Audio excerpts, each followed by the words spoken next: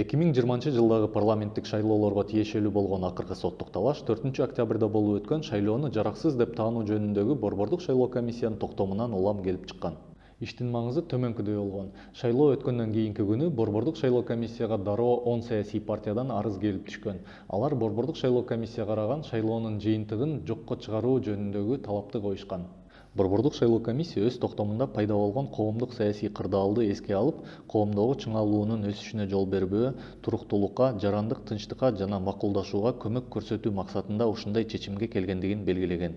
Бул токтом күчүнө кириш үчүн Борбордук шайлоо комиссиянын сайтына жана Эркинтоо гезитине дароо жарыяланган.